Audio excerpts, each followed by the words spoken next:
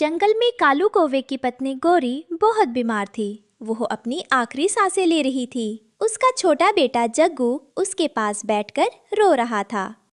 कालू जी, मुझे लगता है अब मेरा समय पूरा हो गया है। मेरे जाने के बाद आप जग्गू का ख्याल रखिएगा। यही अभी बहुत छोटा है। मेरी प्यारी गौरी, तुम ये कैसी निराशाजनक और नकारात्मक बातें कर रही हो। हिम्मत रखो, तुम्हें कुछ नहीं होगा। मुझे पूरा विश्वास है कि तुम जल्दी ही ठीक हो जाओगी और हम सब फिर से साथ हंसेंगे। लेकिन अगर किस्मत में कुछ बुरा लिखा है और तुम्हें कुछ हो गया। दोस्तों, ये रहे हमारी आज की वीडियो के प्यारे सब्सक्राइबर्स और फॉलोअर्स के नाम। मुस्कान झा, जैस्मीन अख्तर, ऋषिका, अनामिता, विकास पाल। जो नहीं चुने गए, चिंता मत करो, अगली बार तुम भी बन सकते हो जंगल के सुपरस्टार। दोस्तों, अगर लूं तो देर किस बात की, जल्दी से कमेंट करके अपना नाम हमें भेजें। तो मैं तुम्हें ये वचन देता हूँ, मैं वादा करता हूँ कि जग्गू को मैं कभी भी माँ की कमी महसूस नहीं होने दूंगा। मैं उसे प्यार, सुरक्षा और सभी सुख सुविधाओं से पालूंगा। कुछ ही पल बाद गौरी ने हमेशा के लिए अपनी आंखें मूंद ली। जग्गू और कालू अकेले रह गए। कुछ महीने बीते। कालू से घर और जग्गू की जिम्मेदारी में ही संभल रही थी। लोगों के कहने पर उसने लूसी कबूतरी से दूसरी शादी कर ली। लूसी शहर की रहने वाली थी और बहुत फैशनेबल थी। जग्गू बेटा, इधर आओ और देखो, ये तुम्हारी नई माँ है, लूसी कबूतरी। अब ये तुम्हारे साथ हमारे घर में रहेंगी और तुम्हारा ख्याल रखेंगी। अब तुम्हें अकेली माँ की कमी महसूस नहीं होगी। जल्दी से इन्हें नमस्ते करो और इनका आशीर्वाद लो। नमस्ते नई माँ, क्या आप मुझे मेरी पुरानी माँ की तरह प्यार करेंगी? ठीक है, अब चलो घर चलो, मुझे बहुत थकान हो रही है। और हाँ, मेरे सुंदर पंखों से दूर रहना, गंदे हो जाएंगे। अगली सुबह लूसी अपने लिए नाश्ता बना रही थी। जग्गू को बहुत जोर की भूख लगी थी। माँ, मुझे स्कूल जाना है, क्या मुझे थोड़ा नाश्ता मिलेगा? पिताजी तो काम पर चले गए हैं। सुनो लड़के, मैं यहाँ तुम्हारी नौकरानी बनकर नहीं आई हूँ। अगर खाना चाहिए तो पहले पूरे घर का झाड़ू लगाओ और बर्तन साफ करो, उसके बाद ही तुम्हें रोटी मिलेगी। लेकिन माँ, मुझे स्कूल के लिए देर हो जाएगी। तुम मत जाओ स्कूल, वैसे भी पढ़ लिख कर कौन सा तुम राजा बन जाओगे। चुपचाप काम करो। बेचारा नन्हा जग्गू अपने छोटे छोटे पंखों से नदी किनारे झूठे बर्तन धो रहा था। उसकी आंखों से आंसू गिरकर नदी में मिल रहे थे। तभी रानो चिड़िया वहां आई। अरे जग्गू बेटा, तुम यहाँ नदी किनारे इतनी मेहनत से बर्तन क्यों धो रहे हो? तुम्हें तो इस समय स्कूल में होना चाहिए था, अपनी किताबें पढ़नी चाहिए थी और मन लगाकर पढ़ाई करनी चाहिए थी। और तुम रो क्यों रहे हो? क्या किसी ने तुम्हें कुछ कहा है या कोई परेशानी है? मुझे सब सच बताओ। कुछ नहीं रानो आंटी, बस माँ की तबीयत ठीक नहीं है, इसलिए मैं मदद कर रहा हूँ। प्लीज़ आप पिताजी को मत बताना, वरना घर में झगड़ा होगा। रानो समझ गई कि जग्गू अपनी सौतेली माँ का सच छिपा रहा है। शाम को कालू काम से लौटा। लूसी ने कालू के लिए तो अच्छा खाना परोसा, लेकिन जग्गू की थाली में सिर्फ सूखी ब्रेड दी। अरे लूसी, जग्गू इतना कमजोर क्यों लग रहा है? क्या इसने दिन में खाना खाया था? ओह कालू जी, आप तो जानते हैं ये कितना शरारती है। इसने दिन भर बाहर दोस्तों के साथ जंक फूड खाया होगा, इसलिए अब घर का खाना नहीं खा रहा। मैं तो इसे अपने सगे बेटे जैसा प्यार करती हूँ, पर ये मेरी सुनता ही नहीं। जग्गू, अपनी नई माँ को तंग मत करो, जो मिल रहा है चुपचाप खा लो। एक दिन कालू घर पर नहीं था। बाहर बारिश थी। जग्गू से गलती से लूसी की लिपस्टिक टूट गई। लूसी का गुस्सा 7वें आसमान पर पहुंच गया। तेरी इतनी हिम्मत, तूने मेरा कीमती सामान तोड़ दिया। निकल जा मेरे घर से, आज के बाद यहाँ शक्ल मत दिखाना। माँ, मुझे माफ़ कर दीजिए, बाहर बहुत बारिश है, मैं कहाँ जाऊँगा, मुझे मत निकालिए। लूसी ने धक्का देकर जग्गू को बारिश में बाहर निकाल दिया और दरवाजा बंद कर लिया। भीगता हुआ, कांपता हुआ जग्गू रानो चिड़िया के घर पहुंचा और बेहोश होकर गिर पड़ा। रानो ने तुरंत उसे अंदर लिया। जग्गू, मेरे बच्चे, उस जालिम औरत ने तुम्हें घर से निकाल दिया। कालू भैया भी अंधे हो गए हैं। कोई बात नहीं, आज से तुम मेरे बेटे हो। मैं तुम्हें पढ़ाऊंगी और बड़ा आदमी बनाऊंगी। आंटी, मैं बहुत मेहनत करूँगा। मैं एक दिन बहुत बड़ा डॉक्टर बनूंगा ताकि मैं सबका इलाज कर सकूं। समय बीतता गया। रानो ने जग्गू को अपने बच्चों की तरह पाला। जग्गू ने दिन रात पढ़ाई की। वो स्ट्रीट लाइट के नीचे बैठकर पढ़ता था। दूसरी तरफ कालू अब बूढ़ा हो रहा था और लूसी ने घर का सारा पैसा अपने शौक में उड़ा दिया था। जग्गू अब जवान हो चुका था और शहर पढ़ने चला गया। सालों बाद कालू कौवा बहुत बीमार और बूढ़ा हो गया था। उसके पास न पैसा था न ताकत। लूसी कबूतरी अपना सामान बांध रही थी। लूसी, मुझे थोड़ा पानी दे दो। और तुम ये सामान लेकर कहाँ जा रही हो? मैं जा रही हूँ कालू।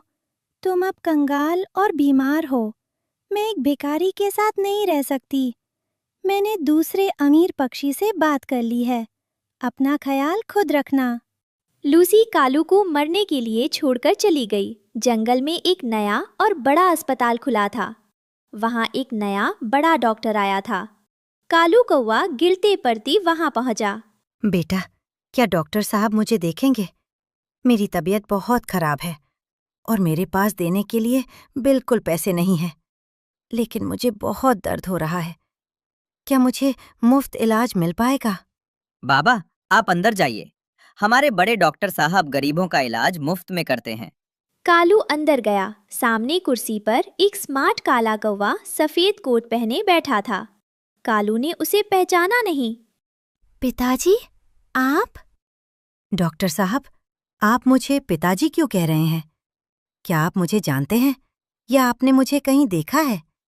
मुझे तो आपको देखकर कुछ याद नहीं आ रहा है। पिताजी, मैं जग्गू हूँ। वही जग्गू जिसे आप बारिश में छोड़कर भूल गए थे। कालू रोते हुए जग्गू के पैरों में गिर पड़ा। मुझे माफ कर दे बेटा। मैंने उस सौतेली माँ के झूठे वादों के लिए तुझे छोड़ दिया और तेरी परवाह नहीं की। पर आज उसी ने मुझे धोखा दिया और अकेला छोड़ गई। मुझे अपनी गलती का एहसास हो गया है और मैं अपने बुरे कर्मों की सजा पा रहा हूँ।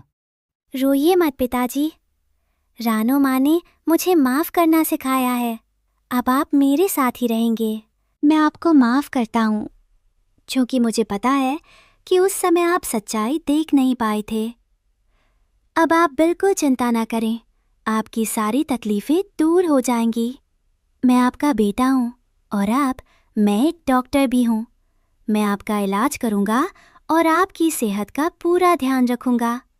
आप जल्दी ही ठीक हो जाएंगे और अब आप मेरे साथ ही रहेंगे। मैं आपको कभी अकेला नहीं छोड़ूंगा और एक बेटे का फर्ज निभाऊंगा। कालू को अपनी गलती का पछतावा हुआ। उसे समझ आ गया कि अपना खून अपना ही होता है और बुरे कर्मों की सजा यही मिलती है। जंगल के एक कोने में छोटा सा घोंसला था जिसमें रहती थी रानो चिड़िया। रानो चिड़िया का एक बेटा था जिसका नाम कुक्कू था। रानो चिड़िया को गाने से बहुत मोहब्बत थी। उसके गाए हुए गाने, संगीत और छोटी छोटी पोइम्स को हमेशा याद रखा जाता था। वो बरसों से जंगल की ऐसी चिड़िया थी जो कि हर समय गाती रहती थी। उसके सुंदर गीत से जंगल का मन अच्छा रहता था। एक दिन गौरी कवि उड़ते हुए चिड़िया के पास आती है। रानो बहन, मेरा जग्गू रात भर नहीं सोता। मुझे कोई गीत सिखा दो। मैं गीत गाऊंगी तो मेरा जग्गू सो जाएगा। गौरी बहन, मुझे एक गीत आता है जो मैं रात को अपने बच्चों को सुनाती हूँ और मेरा कुक्कू सो जाता है। मैं आपको वो सिखा देती हूँ। रानो ने थोड़ा सा गीत गौरी को सुनाया। चलो रानो, थोड़ा सा सीख गई हूँ, मुझे सुन लो। अम्मी बाजी कहती हैं चांद पे परियां रहती हैं, जब बच्चे सो जाते हैं परियां आ जाती हैं। हाँ गौरी बहन, आप ये कुछ बोल देना, आपका जग्गू सो जाएगा। गौरी कवि खुशी खुशी अपने घर चली जाती है। जैसे ही रात होती है, गौरी कवि को सारा गीत याद था। सो जा मेरे प्यारे बेटे जग्गू, सो जा। हाँ, संकेत गाना था। मैंने तो अपने बेटे के लिए गीत याद किया है। चलो अब सुनो। अम्मी बाजी कहती हैं चांद पे परियां रहती हैं, जब तुम सो जाते हो परियां आ जाती हैं। मम्मा परियां कहाँ है? मुझे परियां देखनी है। जग्गू बेटा, परियां परियां कहाँ से लाऊं, कहाँ से दिखाऊं? परियां बेटा आ जाएंगी जब तुम सो जाओगे। अम्मा फिर क्या फायदा, परियां तब आएंगी जब मैं सो जाऊंगा। मुझे नहीं देखनी परियां और ना ही मुझे सोना है। जग्गू घोंसले से निकलकर अपने घर के एक कोने में बैठ जाता है। मुझे परियां दिखाओ, मुझे परियां दिखाओ, मैं परियां देखूंगा, मैं तब सोऊंगा। गौरी मन तो करता है मैं तुम्हें घर से बाहर निकाल दूं। तुमने मेरा दिन रात का सुकून बर्बाद करके रखा है। पूरा दिन काम करता हूँ, मेहनत करता हूँ और रात में तुम सोने नहीं देती। कालू जी, मैं तो जग्गू को सुनाने के लिए एक अच्छा गीत याद करके आई थी। मुझे क्या पता था कि ये तो परियों के पीछे पड़ जाएगा। मगर रानो का बेटा कुक्कू अपनी माँ की सुरीली आवाज के संकेत सुन रहा था। चलो मेरे बेटे सो जाओ, मम्मी बाजी कहती हैं चांद पे परियां रहती हैं। जब बच्चे सो जाते हैं परियां नीचे आ जाती हैं, अपने पंख फैलाती हैं, तुमको कहानी सुनाती हैं, झूला भी झूलाती हैं, तुमको प्यार भी करती हैं। मम्मा मैं आँख बंद करके सो रहा हूँ, अब परियों से कहना मेरे सपने में जरूर आए। रानो चिड़िया का गीत इतना सुरीला होता था कि उसका बच्चा मिनटों में सो जाता था। अगली सुबह गौरी कवि फिर से आती है। रानो बहन, मेरा जग्गू पूरी रात नहीं सोया। वो जो संकेत तुमने सिखाया था उसमें परियां थी। जग्गू तो कहता कि मुझे परियां देखनी है। गौरी बहन आप भी समझा देती कि ये एक संकेत है जो कि मन को अच्छा लगता है। मन को अच्छा लगने से बच्चे सो जाते हैं। रानो बहन, मेरा बेटा तो कभी बात नहीं मानेगा मेरी। मैं क्या करूं, मैं तो बहुत परेशान हूँ। गौरी बहन फिर आप अपने बच्चों को बड़ों की कहानियाँ सुनाया करो, पूर्वजों की या जंगल की। हर बच्चे की अपनी अपनी आदत होती है। गौरी कवि घर चली जाती है। गौरी कवि पढ़ी लिखी नहीं थी, उसको कहानियां भले कहाँ से आती थी। जैसे ही रात होती है जग्गू फिर से नहीं सो रहा था। मम्मा मुझे कुछ सुनाओ। मैंने कोको से सुना उसकी मम्मा उसको संकेत सुनाती हैं। मेरे प्यारे बेटे जग्गू, अगर उसकी मम्मा उसको संकेत सुनाती हैं, आपकी मम्मा आपको जंगल की कहानियां सुनाएंगी। जग्गू बेटा कहानी सुनो। एक बहुत बड़ा शेर था जिसमें जंगल रहता था। एक दिन जंगल शिकार पर निकला। मम्मा आप झूठ बोल रही हैं। एक बहुत बड़ा जंगल था, उसमें शेर रहता था और एक दिन शेर शिकार पर गया। जंगल शिकार पर नहीं जाता है मम्मा। हाँ बेटा ऐसे ही। चलो उसने एक दिन बहुत बड़ा हाथी देखा और साथ में छोटी गर्दन वाला जिराफ देखा। मम्मा आप झूठ बोल रही हैं, जिराफ की गर्दन बहुत लंबी होती है। अच्छा चलो आगे सुनो। एक दिन उसने मासूम बंदर को देखा। मम्मा बंदर तो बहुत चालाक होते हैं। हटो अपनी कहानी छोड़ो, मैं ऐसे ही सो जाऊंगा। जग्गू निराश होकर सो जाता है। कालू जी, मैं कब अपने जग्गू को खुश कर पाऊंगी, मुझे समझ में नहीं आता। गौरी मेरे पास एक उपाय है। मैं कल जाऊंगा रानो के पास, शायद रानो हमारी बात मान जाए। अगली सुबह में कालू कौवा रानो चिड़िया के पास जाता है। रानो बहन, गौरी नाकाम हो गई अपने बच्चे को सुलाने में, अपने बच्चे को खुश करने में। मैं तुम्हारी मदद लेने आया हूँ। क्या हुआ कवि भैया, मैं तो रोज गौरी की मदद करती हूँ। ना जाने गौरी को अपने बच्चे को सहलाने के तरीके क्यों नहीं आ रहे। रानो बहन, मैं चाहता हूँ कि नदी के किनारे बहुत सारे पेड़ हैं, हम सभी पक्षी वहीं पर इकट्ठे बसेरा कर लें। तुम्हारे संकेत सभी बच्चे सुनकर सो जाएंगे। हाँ कवि भैया, बात तो ठीक है। मैं तो कुक्कू को सुनाती हूँ और मेरा कुक्कू एकदम नींद में आ जाता है। और जंगल के पक्षियों ने ऐसा ही किया। तोता और तोती ने भी वहीं पर घर बनाया। कालू कौवा और गौरी कवि ने भी वहीं पर बनाया। अगले दिन कबूतर और कबूतरी भी वहीं पर आ गए थे। रानो बहन बस आप गीत सुनाना, हमारे बच्चे सो जाए। मैं तो बहुत परेशान रहती हूँ। छोटा मिठू तो सोने का नाम ही नहीं लेता। हाँ मेरा किकी भी सोने का नाम नहीं लेता। मैं खुद बहुत परेशान हूँ। आपके कुकू के सब आपका कुकू बताता रहता है इनको संकेत के बारे में। चलो अब तो सबकी परेशानी खत्म हो जाएगी। मैं सबको गीत सुनाया करूँगी। जैसे ही रात होती है रानो चिड़िया के मधुर गीत से सभी बच्चे मगन हो जाते हैं। चलो बच्चों सुनो, अम्मी बाजी कहती है चांद पे परियां रहती है, जब बच्चे सो जाते हैं परियां नीचे आ जाती हैं, वो तुमको भी खिलाती है, प्यार से पंखों में उठाती है, झूला भी झूलाती है। ऐसे रानों के मधुर गीत बच्चों के कानों में सरसर करने लगे। उनके कानों में एक शहद के जैसी गूंज आ गई। बच्चों की आंख लग गई और वो पूरी रात मीठी ख्वाबों वाली सपनों वाली नींद करने लगे। ऐसे जंगल के पक्षी एक जगह पर रहकर अपना प्यार बांटते थे। प्यारे दोस्तों, इस कहानी को लाइक, चैनल को सब्सक्राइब करना मत भूलना।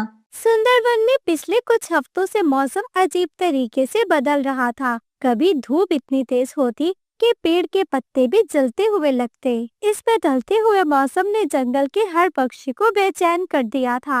आसमान में भुल्ला चील अपने बड़े पर फैलाए घूम रहा था। ये पक्षी अब और कमजोर हो रहे हैं। बदलते मौसम में इन्हें संभालना मुश्किल होगा। और कमजोर शिकार मेरा आसान शिकार। भुल्ला की आंखों में खतरनाक चमक थी, जैसे वो किसी बड़े मौके का इंतजार कर रहा हो। नदी के किनारे शांत सी जगह पर रानो चिड़िया अपने 2 बच्चों कुकू और गुड़िया के साथ अपना नया घर बनाने का सोच रही थी। इस बार रानो पुरानी तरह के घर नहीं, बल्कि वो मिट्टी और साथ में गीले पत्तों से घर बनाने का सोच रही थी। मिट्टी का घर अंदर से ठंडा होता है और जब तूफान आए ना तो ये सूखी लकड़ियों की तरह नीचे गिर जाता है, ना पत्तों की तरह बिखरता है। माँ, मिट्टी का घर नहीं गिरेगा क्या?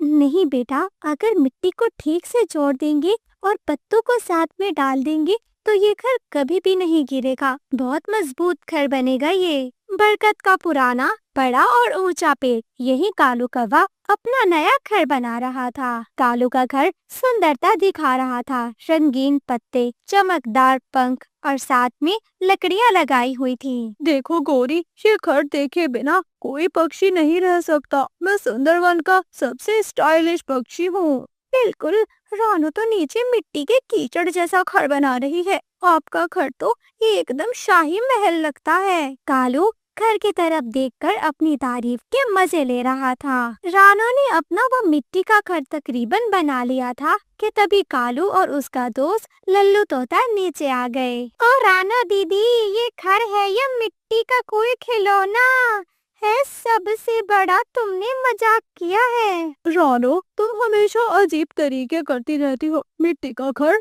वाकई ये हवा में उड़ जाएगा या फिर बारिश आने पर नीचे मिट्टी से मिट्टी हो जाएगा। रानू ने एक पल के लिए रुककर दोनों को देखा और जवाब शांति से दिया। कालू भैया, दिखने वाला घर हमेशा मजबूत नहीं होता। समझ और सोच से बनाया घर ही मुसीबत से बचाता है। कालू और उसका दोस्त शांति से हंसते हैं और अपने महल की तरफ लौट जाते हैं। शाम होते ही हवा का रुख बदलने लगा। पेड़ जोर जोर से हिलने लगे। पत्तों की आवाज से एक अजीब सनसनाहट सुनाई दे रही थी। भुल्ला जी एक बड़ी पहाड़ी के ऊपर बैठकर हंस रहा था। आज कुछ घर जरूर टूटेंगे और जो नीचे गिरेंगे वो मेरा शिकार बनेंगे।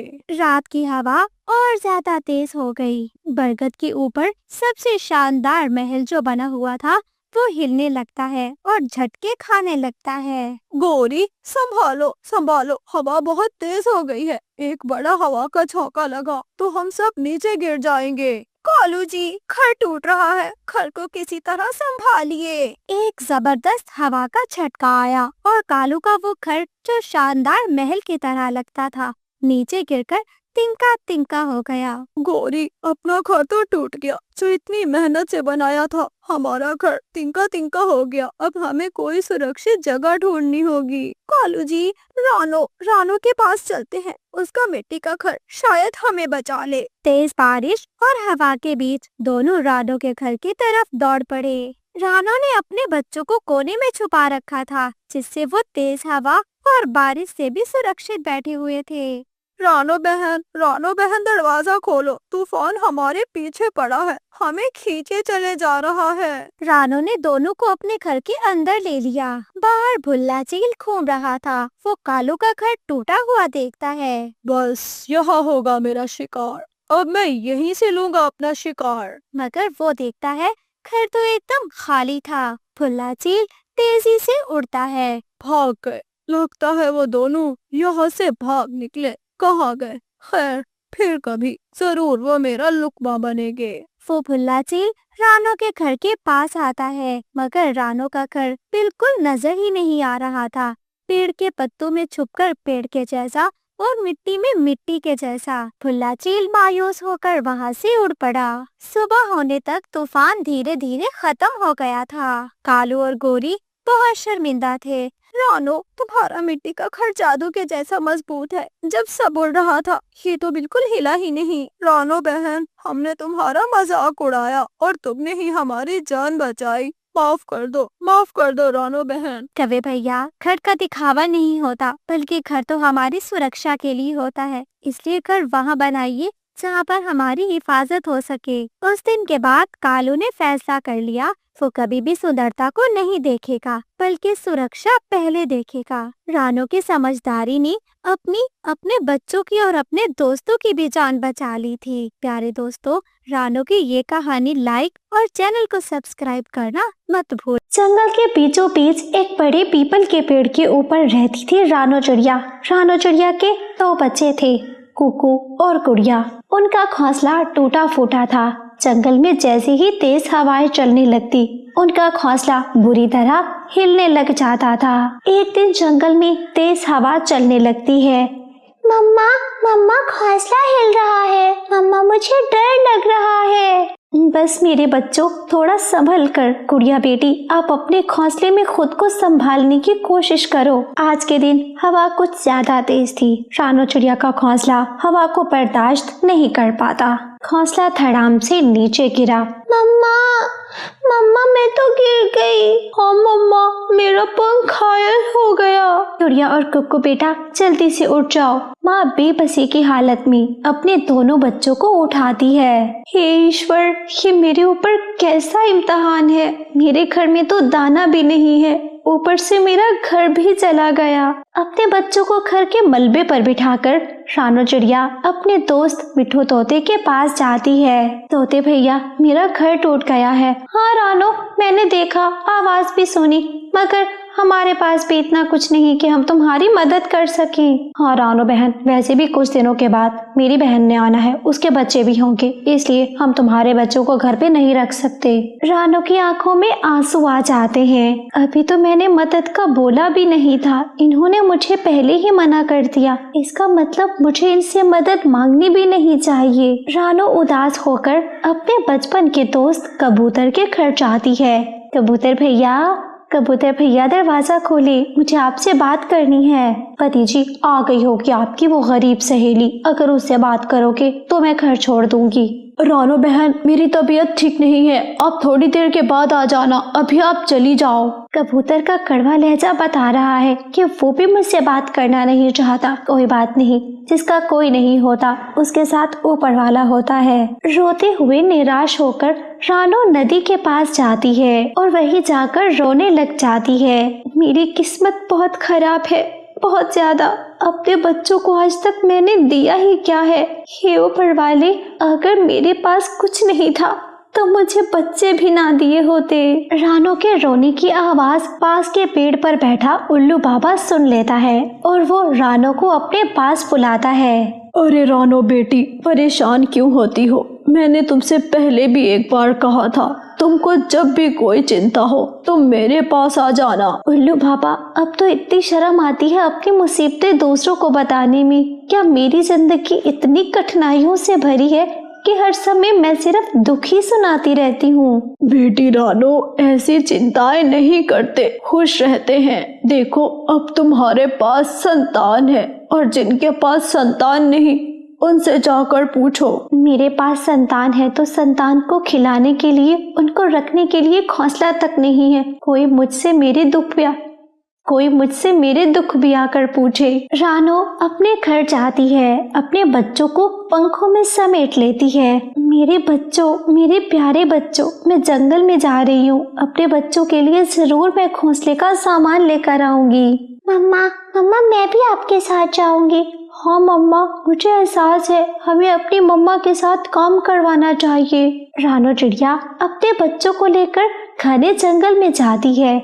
वो घने जंगल में लकड़ियां इकट्ठी कर रहे थे कि तभी रानो को एक जगह कुछ चमकता हुआ दिखाई देता है। मम्मा, आप भी उसी तरफ देख रही हो ना जहाँ कुछ चमक रहा है?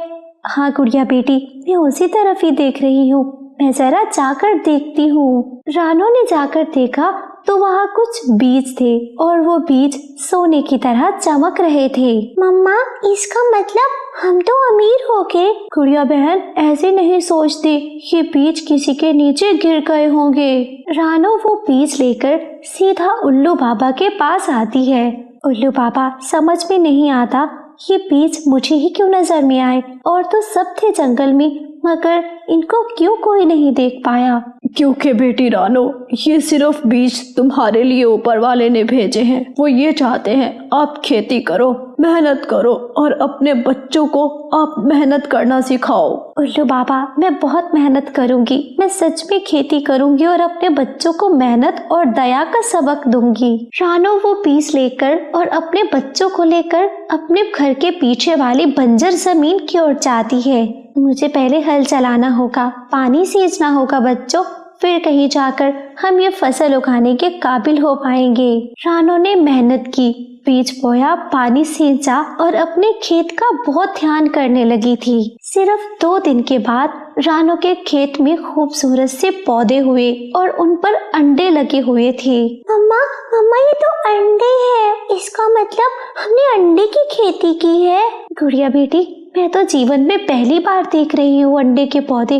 क्या सच में अंडे की खेती हो सकती है? रानो और उसके बच्चे टोकरियां भर के अंडे तोड़ते हैं और वो अंडे जाकर मंडी में बेचते हैं। पक्षी वो अंडे खरीद लेते हैं। रानो के पास अब काफी ज्यादा पैसा हो गया था। पति जी, जानते हो वो जो चिड़िया कल तक इतनी गरीब थी, आज उसके पास जाकर देखो पैसा ही पैसा। उसके खेत जाकर देखो, अंडे की खेती की है उसने। हाँ, मैं भी सोच रहा हूँ कि मैं भी उसकी तरह कुछ न कुछ करूँ, मगर मेहनत मैं नहीं करने वाली। तो मेहनत मैं कौन सा करूँगा?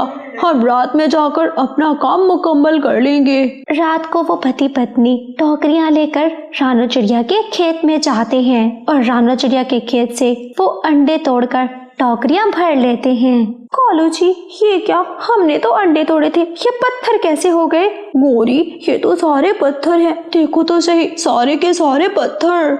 उन्होंने जितने भी अंडे तोड़कर टोकरी में डाले थे वो सभी पत्थर में बदल जाते हैं। तभी वहाँ पर रानो चिड़िया भी उड़ते हुए आ जाती है। कभी भैया, आप चोरी करते पकड़े गए हो, देखो तो सही, अंडों को आपने पत्थर बना दिया। रानो ने जैसे ही उन पत्थरों को पंख लगाया वो दोबारा से अंडों में बदल गए। देखा आपने, ये खेती मेहनत और ईमानदारी से उगाई गई है और इस पर बहुत मेहनत, दया और साथ में दिल से काम किया गया है और इस पर आप जैसे लोगों को दूर रखा जाएगा और आप जैसे लोगों के साथ ये लेन देन भी नहीं किया जाएगा। तब वे बहुत शर्मिंदा थे और आज रानो चिड़िया का पूरे जंगल पर राज था, मंडी में भी उसी का राज था। रानो की अंडे की खेती पक्षी शौक से देखते थे। प्यारे दोस्तों, अगर आपको भी रानो की अंडे की खेती अच्छी लगी हो, कहानी को लाइक, चैनल को सब्सक्राइब करना मत भूलना।